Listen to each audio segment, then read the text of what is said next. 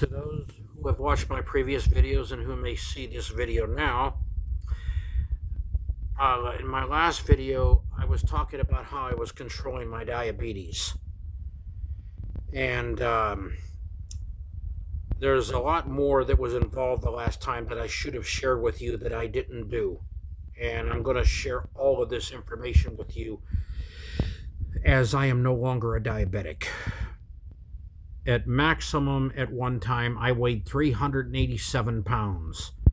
I now weigh 276. I've lost a lot, and I still want to lose another 115 more, and I'll be happy. But a lot other things have transpired in the process of getting my diabetes out of the way. Now, what I'm going to explain to you may not work for everybody.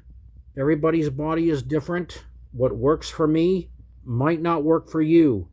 And what works for you might not work for me.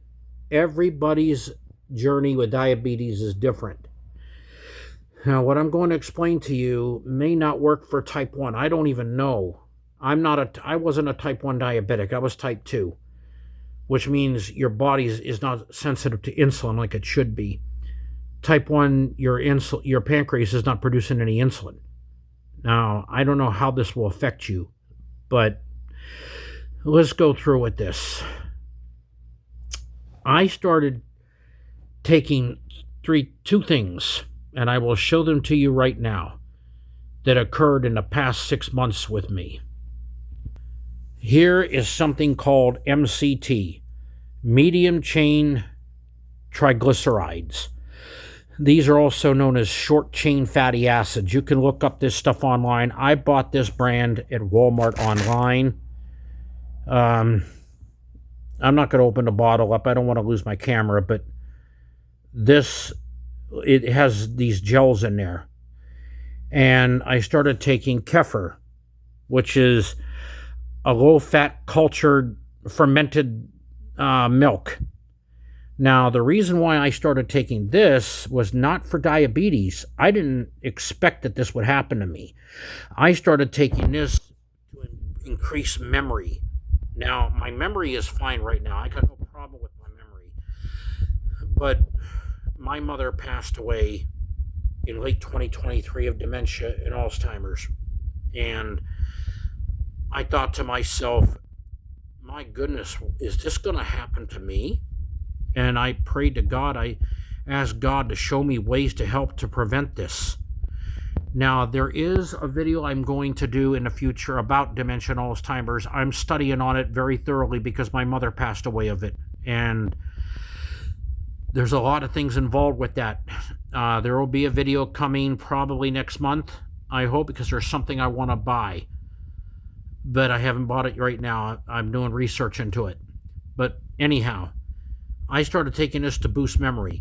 Short chain fatty acids, also known as MCT, medium chain triglycerides, is found in foods like eggs. I think it's in other foods too. Hold on a second. I got another phone here. I'll look that up. What foods have MCT in it? Now this shows up right here.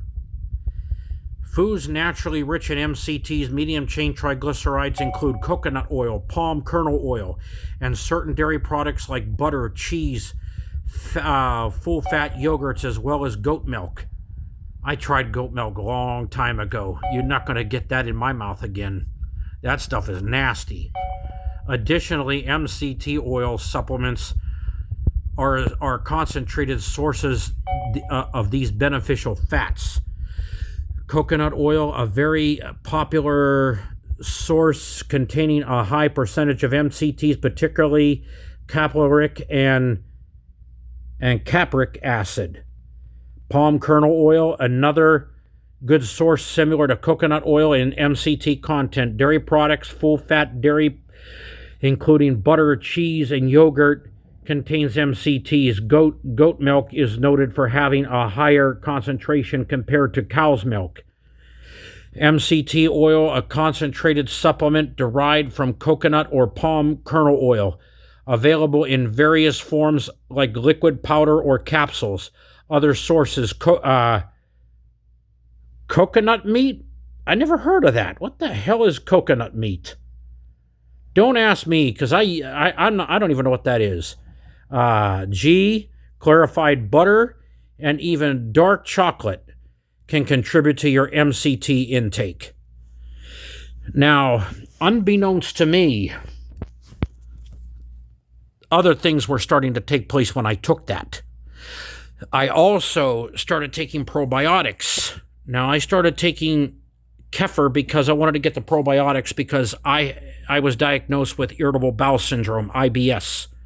And I take a medication for it right here. This is known as Linzess. I take this every morning, 30 minutes before eating breakfast. And this helps with some of my symptoms of IBS. And those of you with IBS, it can affect you in different ways. Some people can't tolerate gluten. I can no longer tolerate gluten anymore. I used to, I can't. I can't eat beans. I can't eat regular milk. I got to drink lactate milk that's lactose free because the regular milk will bother me. And with IBS, the only type of bread I could eat is gluten-free bread or sourdough bread. I am in the process right now of trying to learn how to make sourdough bread, and I hope when I get that right in the future, I want to make a video of me making it, but right now I'm still trying to learn. But I started taking this to help with my gut. And unbeknownst to me, while taking this stuff, it started having an effect I did not anticipate. I woke up one night and my blood sugar was 58. And right now I got a blood sugar of 85. Now that's pretty good. I still have to have this because my blood sugar has a habit of dropping down too low. A couple of nights the alarm on this thing went off. It was going below 70 and I had to drink something quickly to get my sugar back up. I no longer have a problem with blood sugar going too high. My blood sugar is going too low now. And the reason why I think that happened is because of the probiotics in this. I stopped taking this stuff because it too was lowering my blood sugar way too low. Now let's look up something right here. Hold on. Does MCT lower blood sugar? Yes, medium chain triglycerides. I hate this phone. This is my backup phone. It doesn't always work right. Medium chain triglyceride oil may help lower blood sugar. MCT oil is a type of fat found in coconut oil and palm kernel oil. It is made up of medium chain fatty acids, which are easily absorbed and metabolized by the body. Studies have shown that MCT oil can increase ketone production, which can reduce body's resilience on glucose or energy. For energy, improve insulin sensitivity, which helps the body use glucose more effectively. Reduce inflammation, which can contribute to high blood sugar levels.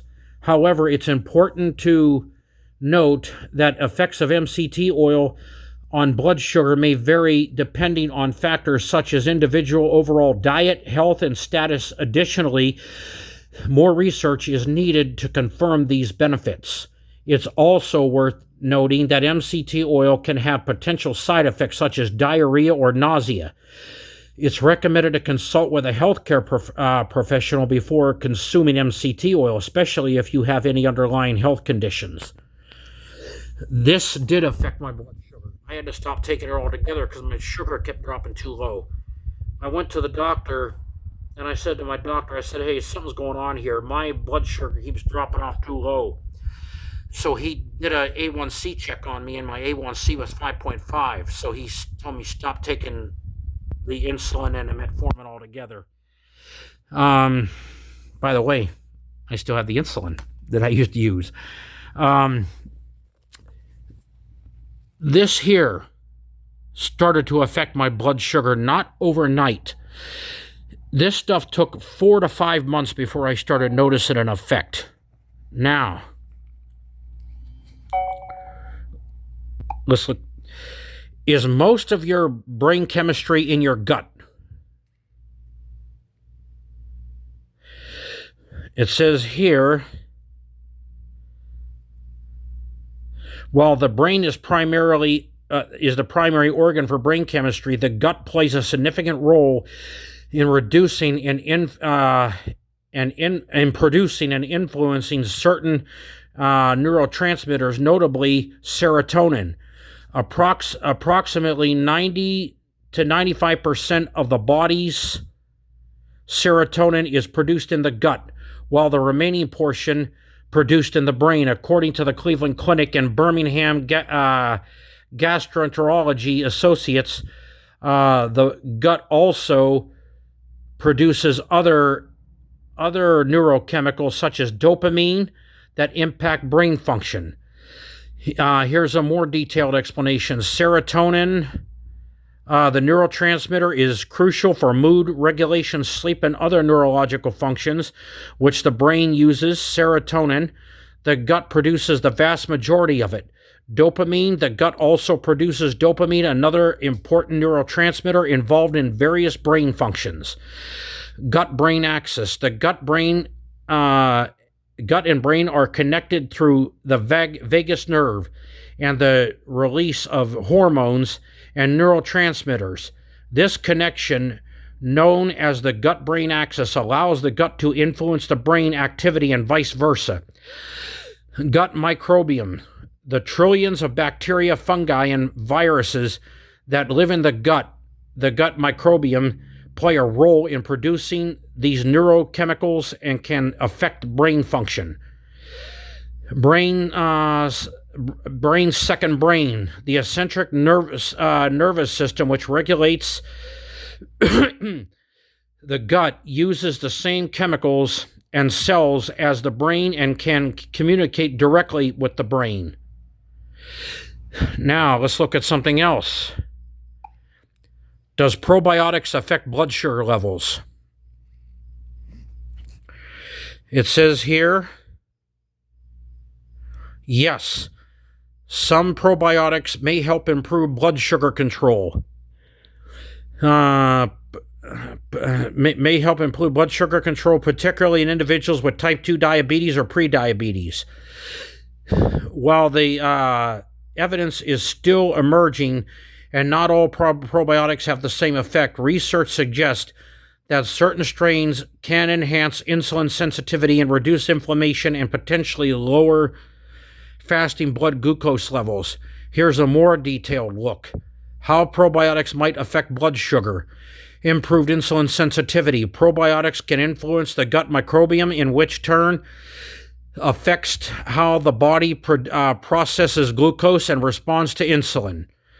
Reduce inflammation. Chronic inflammation can contribute to insulin resistance. Probiotics may help lower inflammation markers like C-reactive protein, CRP, and interleukin 6, according to MedCentral.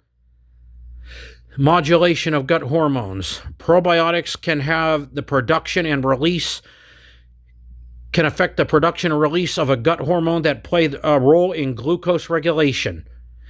Potential for lowering fasting blood glucose. Some studies have shown a decrease in fasting blood glucose levels in individuals taking probiotics, particularly those with poorly controlled diabetes or those not on insulin therapy, says science director. Positive impact on lipid profiles. Probiotics may also improve cholesterol levels, which is another aspect of metabolic health relevant to diabetes management. Important consideration. Inconsistent evidence. While some studies show positive results, other studies have found no significant effect. Strain specificity. Different probiotic strains have different effects. Some strains may be more effective than others in managing blood sugar. Individual variability. The response to probiotics can vary from person to person. not a replacement for medical treatment. Probiotics should not be considered a replacement for conventional diabetes treatment, but rather a potential complementary therapy. Consult a healthcare professional before taking probiotics for blood sugar management. It is essential to consult with a doctor or registered dietitian, especially if you have diabetes or other health conditions. Examples of probiotic-rich foods: yogurt. Choose plain unsweetened yogurt to avoid added sugars, says Mississippi Valley State University. Kefir, a fermented milk drink. Sauerkraut, fermented cabbage. Kimchi, a fermented Korean dish. In summary, while the research is ongoing, there's evidence suggesting that probiotics can play a role in improving blood sugar control, particularly in individuals with type 2 diabetes or prediabetes. With that being said, I had to slow down on the kefir, and I had to stop taking the MCT oils altogether because it was dropping my blood sugar way too low. And the MCT supplements I don't take no more. The kefir, I have to be careful about that. Yesterday, it started dropping my blood sugar too low. I got to stay away from it for a while until my body can deplete itself of it, and then after that, I'll start taking only 1 cup a week. Now, will it work for you? I don't know that. I'm not a doctor. I'm not the guy to go to. I'm only telling you my journey and what happened with me. Again, what works for me might not work for you. What works for you might not work for me. But if you want to try it, if you want to try the MCT oil and the kefir, for the first couple of months, maybe up to 3 or 4 months, you might not notice anything. You might be thinking to yourself, I think this guy in that video was full of crap. I think he was lying. But just give it about 4 to 5 months. Because if your body reacts anywhere like mine did, eventually you're going to start noticing a drop in your blood sugar. Because that happened to me one night. My blood sugar started dropping down to 58. And that was not good. It was so bad that I woke up, my brain felt like I was in a fog. I was in a cold sweat. I no longer have diabetes. Now I got to be careful my blood sugar dropping too low. Now, being that I'm no longer diabetic, does that mean that I could go out there and eat 12 jelly donuts, 2 apple pies, 3 cheeseburgers, and a big, huge 64-ounce mug of Coca-Cola? No, I cannot do that. My goal here is to lose weight. I used to weigh 387 pounds. I now weigh 276. I lost 111 pounds. Once I get another 115 down, let's see, 276, 176, 116. I want to go down to 160 pounds. That's where I want to go to. When I get there, I'll be happy. But I used to be so fat that 20 years ago, I used to work at an aluminum plant, and people that knew me used to have a nickname for me in the aluminum plant. They called me Pork Chop because I was so fat my belly was shaped like a pork chop. I'd come in the morning for work, and my boss would say, "Hey, Pork Chop, you ready to go to work?" Oh, my goodness, man.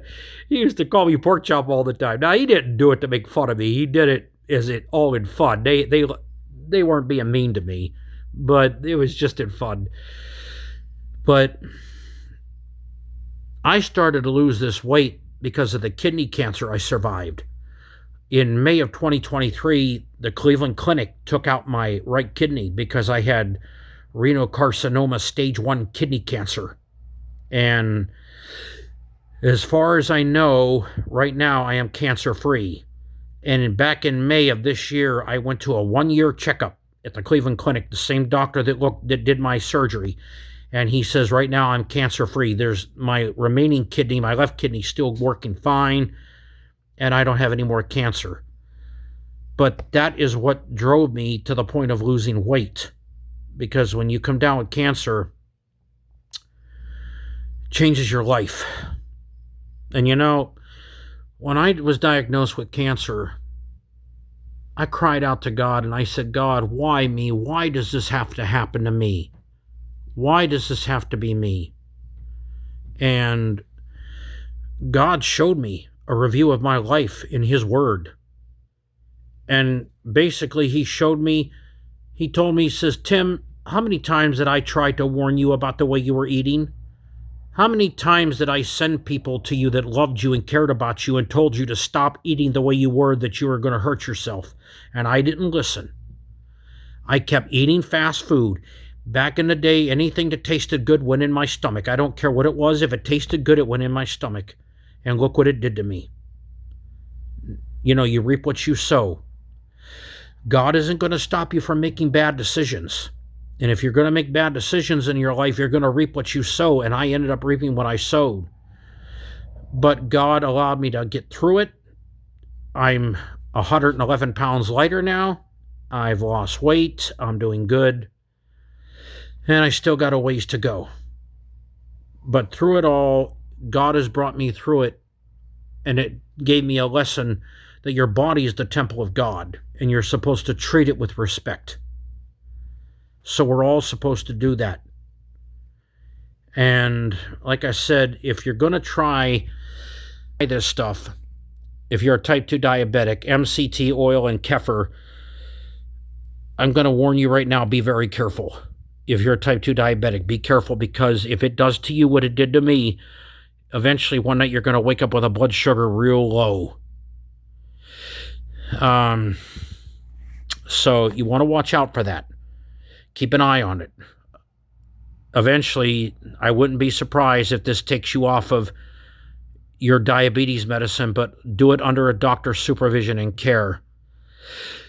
Also, another thing I want to express to you, and I cannot express this enough. Do not eat anything with high fructose corn syrup. Stay away from everything with high fructose corn syrup. I can't stress that enough.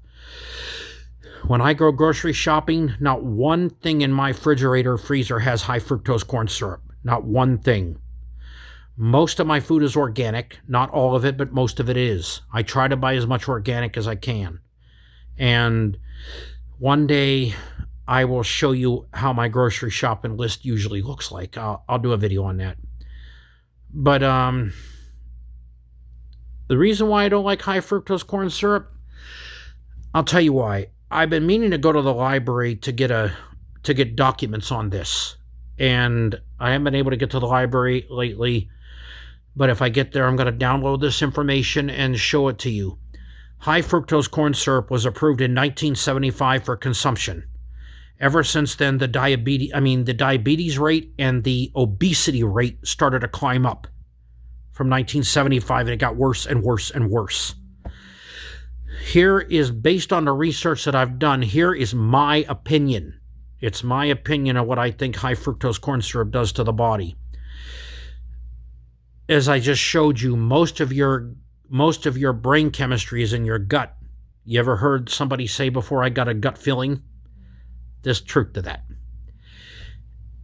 Here's how it normally works. When you're hungry, your gut will send a signal to your brain saying, hey, we're hungry down here, give us some food. So you eat. And after you get enough food in your system, your gut sends another signal to your brain saying, hey, we're done down here, quit eating. So you stop eating. High fructose corn syrup blocks that signal between the brain and the gut. It slows it down, or it blocks it. You don't know when to stop eating. That's the way I was when I was fat. I just didn't know when to stop eating. I kept eating and eating. High fructose corn syrup blocks that signal. And it's high fructose corn syrup is in, unfortunately, a lot of processed foods. It's in fast food. And by the way, why the heck do you go into fast food restaurants anyway? You know, I don't eat McDonald's, Burger King, KFC, Taco Bell anymore. You know, I don't touch that crap. I make all my food at home from scratch. Now, I would probably go out to a restaurant, but if I do, it's got to be a restaurant that makes the food from scratch. I don't want processed food. I want a restaurant that makes homemade quality food from scratch. And that I would probably be willing to go to. There's a few places around here that I live at that do that. But why do you go to McDonald's? Why do you go to Burger King? Why do you go to Taco Bell? Why do you go to all that garbage? Do you ever notice that at least the last time I went into fast food, do you notice the people that eat fast food, or most of them are fat? Most people that eat fast food restaurants, they look like they swallowed a basketball. And I'm not making fun of you people, because I was fat too. I was one of you. I weighed 387 pounds at maximum. So I was one of you people. I was fat too. I have nothing to make fun of.